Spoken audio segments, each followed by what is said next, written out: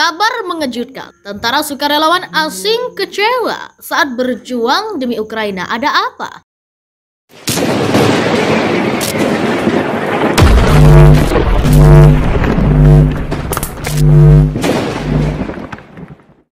Puluhan ribu sukarelawan asing telah datang ke Ukraina untuk berperang. Beberapa orang telah memberikan kontribusi tertentu kepada tentara Ukraina, tetapi ada juga orang yang kecewa dan harus segera pulang. Pada akhir Mei, ketika operasi militer khusus Rusia memasuki bulan keempat, perhatian dunia beralih ke tentara sukarelawan asing di Ukraina. Pada tanggal 27 Mei, mantan tentara pasukan khusus Korea dan YouTuber Raekyun, juga dikenal sebagai Kenry, kembali ke rumah setelah hampir 3 bulan pertempuran. Inggris menghadapi kemungkinan diselidiki karena melanggar peraturan Seoul yang melarang warganya bepergian ke Ukraina. Denda bisa sampai 1 tahun penjara dan denda 10 juta won atau sekitar $8.000 AS. Hanya sehari kemudian diterbitkan sebuah artikel tentang pengalaman sukarelawan Amerika di Ukraina. Karakter yang diwawancarai menceritakan perbedaan antara apa yang mereka harapkan dan apa yang terjadi dalam kenyataan. Menteri Luar Negeri Ukraina Dmytro Kuleba mengatakan pada awal Maret bahwa sekitar 20.000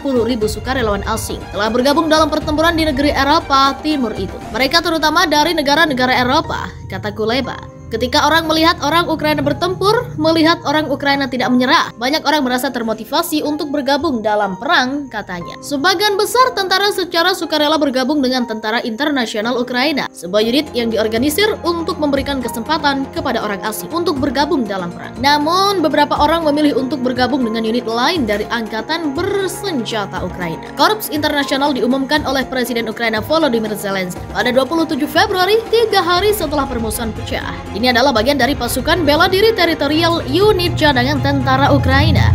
Siapapun yang ingin ambil bagian dalam membela Ukraina, melindungi Eropa dan dunia dapat datang dan berjuang bersama Ukraina, kata Zelensky. Calon disarankan untuk menghubungi atase pertahanan di Kedutaan Besar Ukraina di negara mereka. Jereven Gerber, 21 tahun, sukarelawan Amerika dari Seattle, pernah mencoba bergabung dengan Korps Internasional, tetapi selalu mendapatkan jawabannya besok dan besok. Kehilangan kesabaran, ia memutuskan untuk menghubungi Angkatan Bersenjata Ukraina untuk bergabung dalam perang. Rusia umumkan ratusan tentara-tentara bayaran asing tewas di Ukraina. Ratusan tentara bayaran asing di Ukraina tewas tidak lama setelah tiba di negara itu karena diserang persenjataan jarak jauh Rusia.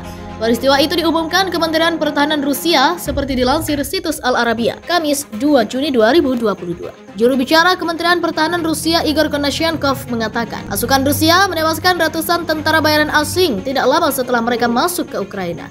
Dengan senjata jarak jauh presisi tinggi, ratusan tentara bayaran asing di Ukraina telah dihancurkan oleh senjata presisi jarak jauh Rusia. Tak lama setelah kedatangan mereka, ujar Konashenkov. Ia menambahkan, para tentara bayaran asing itu langsung mendapat pelatihan militer lanjutan dan berkoordinasi dengan unit-unit teknis segera setelah tiba di Ukraina. Menurut Konashenkov, sebagian besar tentara bayaran asing itu tewas di medan tempur karena rendahnya level pelatihan dan tidak punya pengalaman bertempur. Para komandan unit-unit bersenjata Ukraina dan Garda Nasional negara itu menggunakan tentara bayaran asing untuk menekan jumlah korban jiwa di antara mereka. Terangnya, para tentara bayaran yang ditangkap awalnya mengaku sebagai korban, dan karena jenazah para tentara bayaran asing dimusnahkan oleh rezim Kiev hingga tak bersisa, maka keluarga para korban di negaranya tidak mengetahui jika mereka sudah meninggal lokasinya. Pasukan Rusia pada Kamis 2 Juni terus menggempur pertahanan terakhir Ukraina di kota pusat industri strategis Severodonetsk di wilayah Lugansk, bagian dari Donbas. Saat pertempuran mendekati hari ke-100 dan Amerika Serikat memperingatkan bahwa perang ini mungkin akan berlangsung selama berbulan-bulan. Setelah pasukan Ukraina berhasil memukul mundur pasukan Rusia dalam upaya merebut ibu kota Kiev, Moskwa telah mengalihkan serbuan mereka untuk merebut Ukraina Timur. Saat ini Presiden Ukraina Volodymyr Zelensky mengatakan bahwa mempertahankan wilayah timur negaranya merupakan pengorbanan terberat karena selain kerusakan, jumlah korban jiwa pun amat tinggi. Sebanyak 100 tentara Ukraina meregang nyawa setiap harinya, ungkap Presiden Zelensky. Situasi pertempuran di Lugansk juga dilaporkan oleh Panglima Angkatan Bersenjata Ukraina Valery Zaluzhnyi. Situasi yang paling sulit adalah di wilayah Luhansk, di mana musuh berusaha untuk mengalahkan pasukan kami, kata Zaluzny. Sementara itu, Gubernur Lugansk menyatakan bahwa 80% dari wilayah kota Severodonetsk sekarang sudah berada di bawah kendali Rusia. Pertempuran di jalanan berlanjut di Severodonetsk, kata Gubernur Sergei Gaidai melalui pesan di Telegram. Pasukan Ukraina masih menguasai zona industri dan mereka akan berperang sampai titik darah penghabisan. Inbudia. Gaidai juga melaporkan bahwa pabrik Azov di Severodonetsk yang merupakan salah satu pabrik kimia terbesar di Eropa menjadi sasaran pasukan Rusia yang menembaki salah satu gedung administrasi dan gudang tempat penyimpanan metanol. Selain Severodonetsk, serangan misil Rusia pun dilaporkan telah menyasar kota Lviv di Ukraina Barat pada Rabu 1 Juni malam. Sebuah misil menghantam infrastruktur kereta di dekat kota Lviv. Serangan itu telah melukai 5